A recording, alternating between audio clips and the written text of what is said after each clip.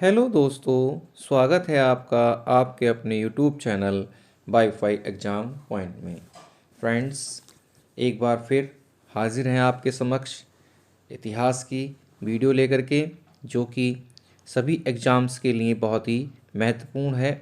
तो फ्रेंड्स, इस वीडियो में हम देखेंगे प्रज्ञ ऐतिहासिक काल से संबंधित जो भी आपके साक्ष्य हैं, जो प्रश्न महत्वपूर्ण हैं, उन सभी प्रश्नों को इस वीडियो में मैंने कवर किया है।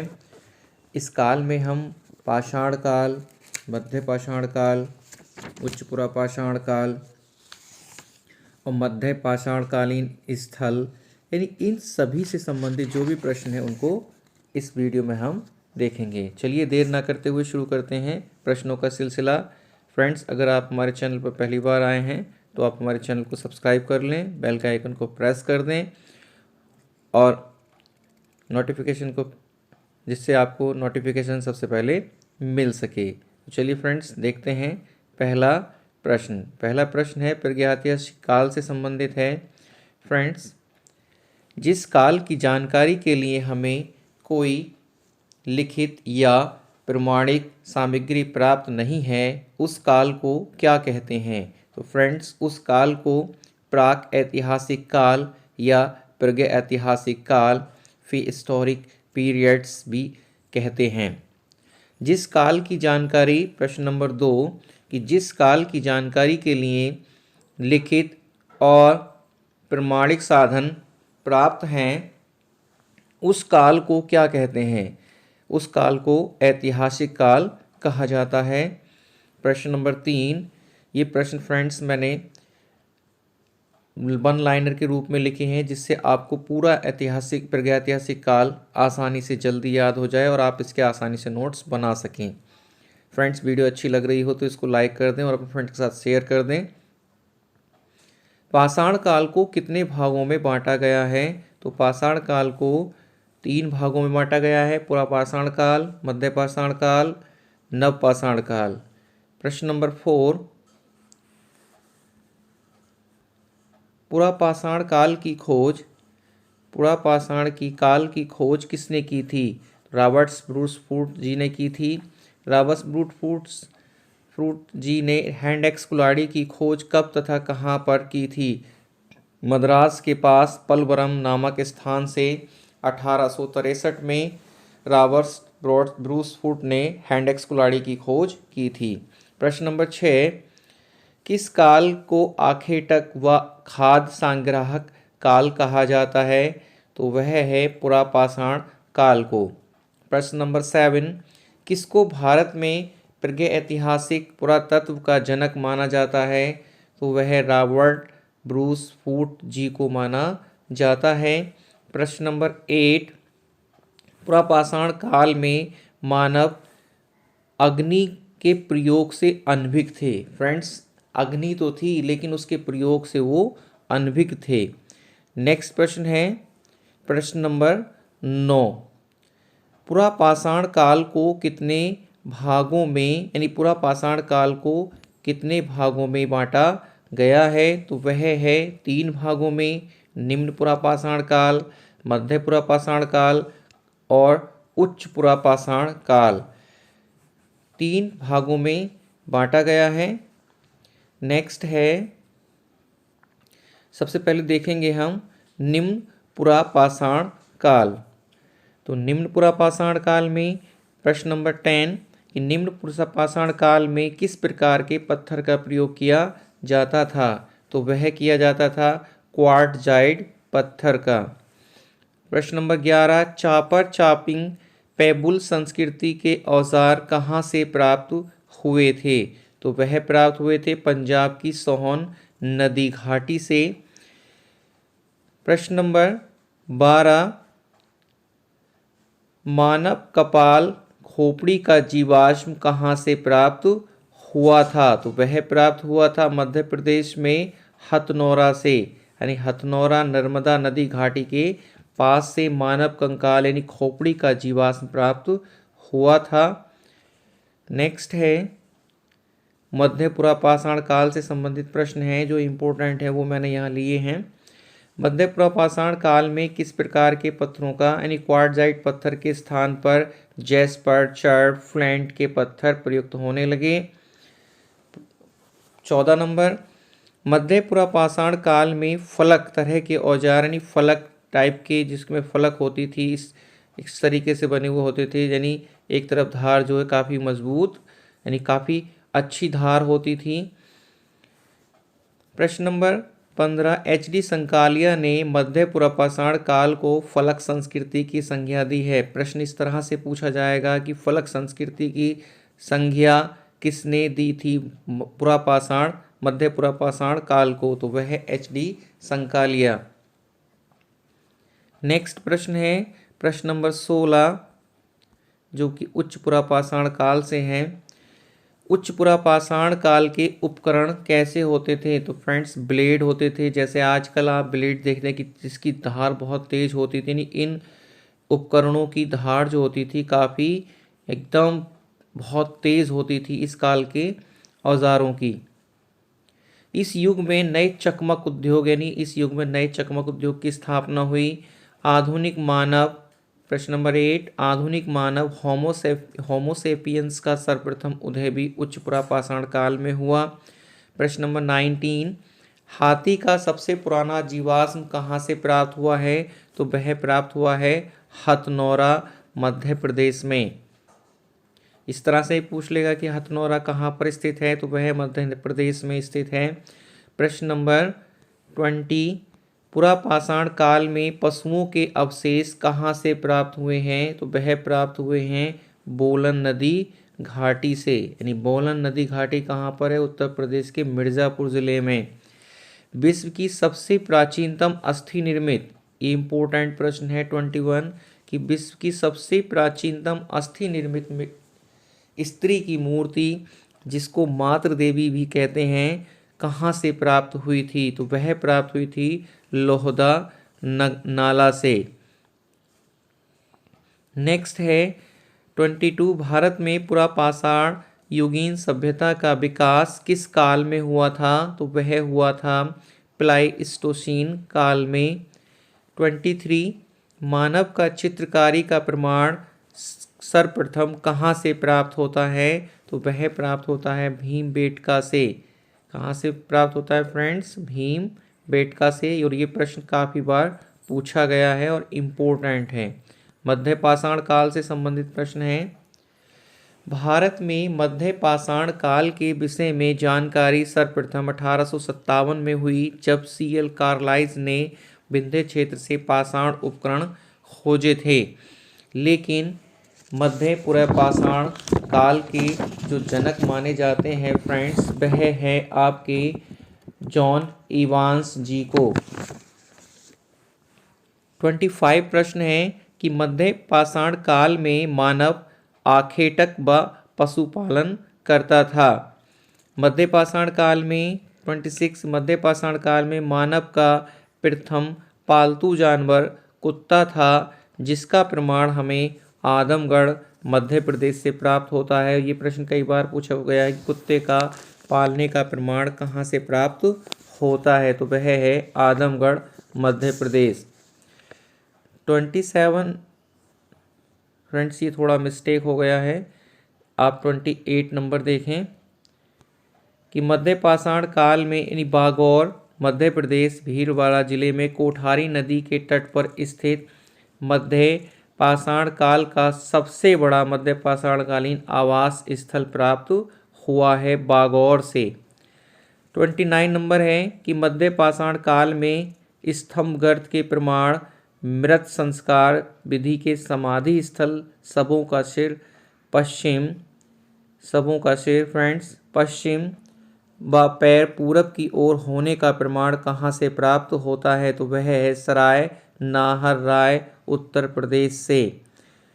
प्रश्न नंबर 30 है युद्ध में हत्या का प्रमाण यानी युद्ध में हत्या के साक्ष्य प्राप्त कहाँ से होते हैं, तो वह प्राप्त होते हैं सराय नाहर राय से। फ्रेंड्स, इसमें क्या है कि यहाँ से प्रथम युद्ध के जो साक्ष्य प्राप्त होते हैं, एक कंकाल के सिर में एक पत्थर घुसा हुआ प्राप्त हुआ है, जिसके कारण युद्ध के जो साक्ष्य हैं वह सराय नाहर राय उत्तर प्रदेश से प्राप्त हुए हैं मध्य पुरापाषाण काल में।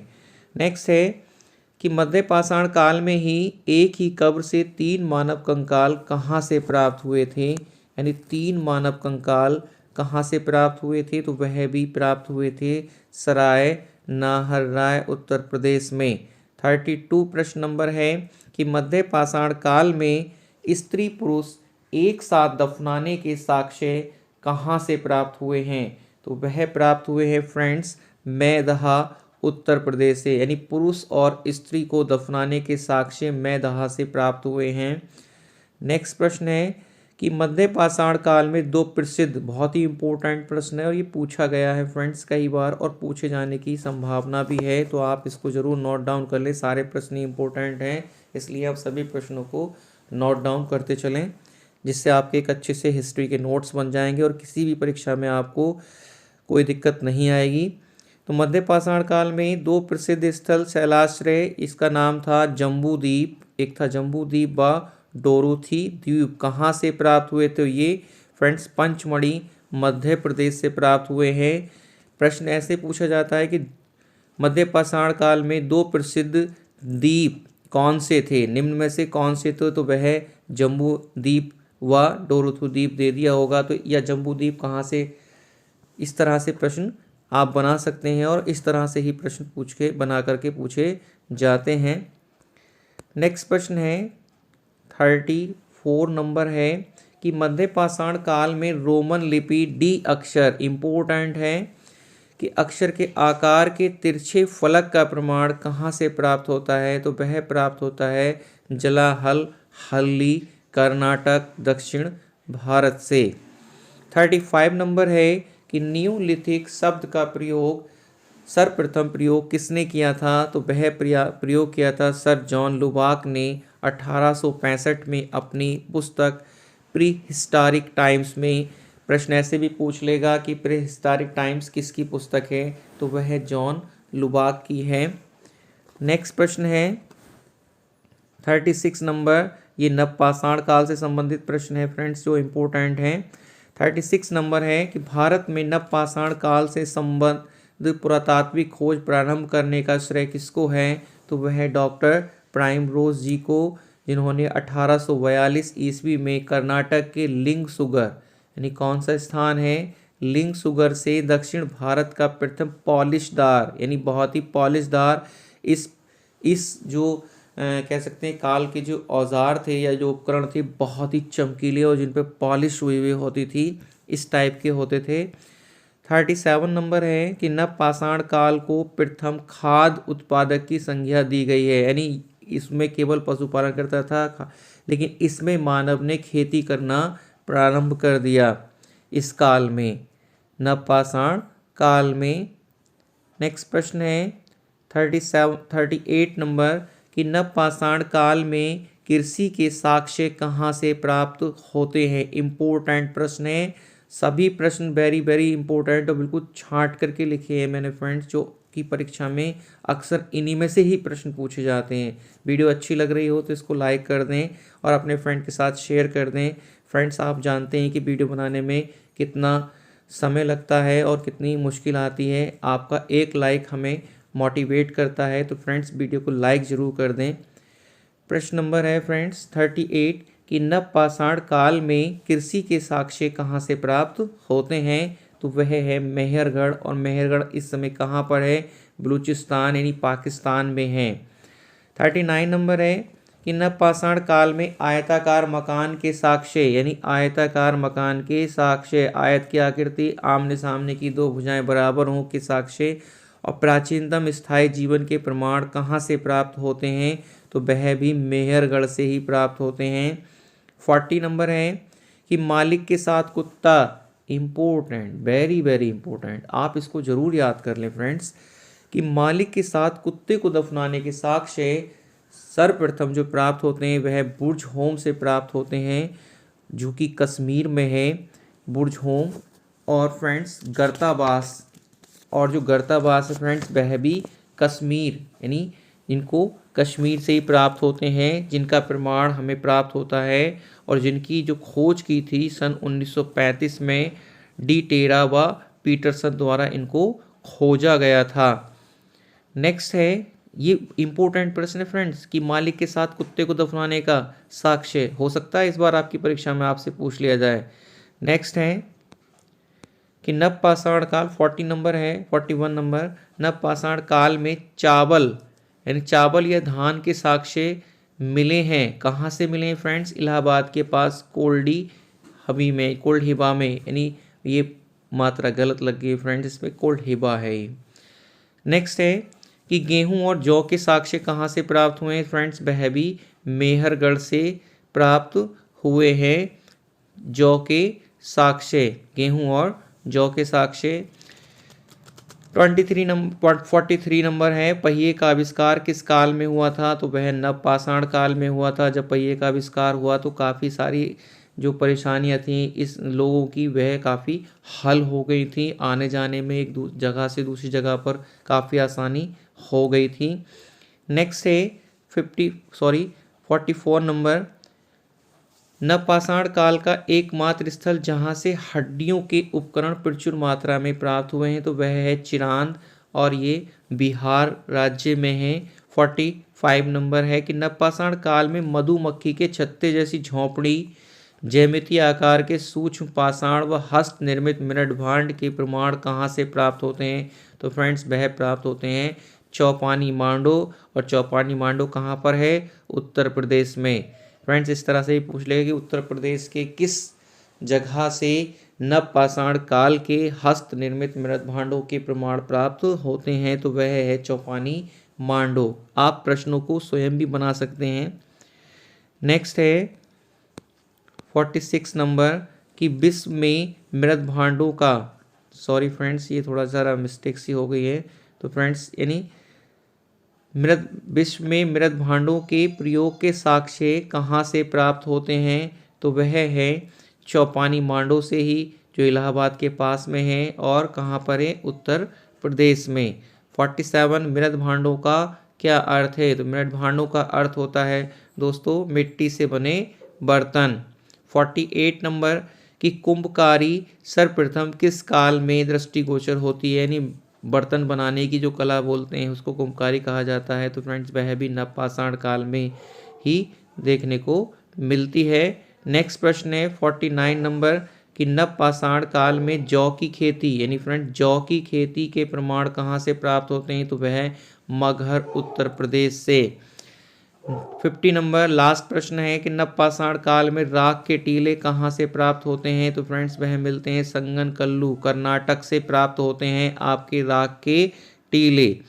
राख इस तरह से पूछा जाता है, कई बार पूछा भी गया है। तो फ्रेंड्स ये काफ़ी महत्वपूर्ण प्रश्न है, आप इनको शुरू से बिना स्किप किए वीडियो को देख करके आप अपनी नोटबुक में इनको नोट कर लें और बार बार इनका रिवीजन करें, क्योंकि फ्रेंड्स करत करत अभ्यास जड़मत बुद्धि होए विकास। तो फ्रेंड्स अगर आपने इनको शुरू से अंत तक एक बार देख करके और इनको नोट डाउन कर लिया और आप किसी भी परीक्षा को देने जा रहे हैं और आपने इन प्रश्नों को रिवाइज कर लिया तो आपके इतिहास से संबंधित, प्रागैतिहासिक काल से संबंधित प्रश्न कभी गलत नहीं होंगे। वीडियो देखने के लिए फ्रेंड्स आपका धन्यवाद। अगर आपने चैनल सब्सक्राइब नहीं किया है तो आप इसको सब्सक्राइब कर लें और अपने फ्रेंड के साथ इसको शेयर कर दें। मिलते हैं फ्रेंड्स नेक्स्ट वीडियो में, तब तक के लिए जय